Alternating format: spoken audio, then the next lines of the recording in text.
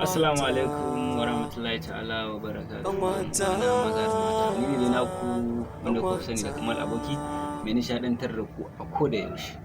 To mu ka san ala kullu halin duk inda nishadi yake muna son mu nishadantar da mutane saboda koda yaushe muna son mu ga mutane a cikin nishadi. Mu ko banza aka nishadi mu muna da wani abu a ciki. So abin da ke wakana shi akwai sabon YouTube channel namu mai suna Inusa Tayo TV. Akwai sababbin shirye-shirye da muke tsara za mu samu ku a cikin wani channel inda harka ta nishadi ce za ku samu akwai babban series din mu da muke mai suna Kanwata. Insha Allah wata rana zai zama labari. Kanwata. Yaya umman mu ɗaya da kai fa. Ke dalla malama ba magana ake miki ba. Suka ce ba musulma ba. Ki tawakkali mana Sumayya. Za mu samu ku akan wannan channel din nan mu Inusa Tayo TV. A nan ne kadai za ku fara ganin wannan shirin kai tsaye. Wannan shirin zai fara zo muku ne duk ranar Laraba misalin karfe 8 na dare. Kanwata. Yanzu abin da muke bukata ku zargazaya kuma na subscribe ne daga mun dora sabon abu za ku ga sabon information a muku. Kada ku bari a baku labari. Kada ku bari a baku labari. Wannan channel ta mu ce gaba daya.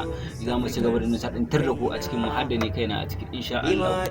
Inusa Tayo TV zargazaya kuma na subscribe. Sabida Allah muna godiya sosai. Allah ubangiji ya bar zumunci. Allah ƙara faranta mana.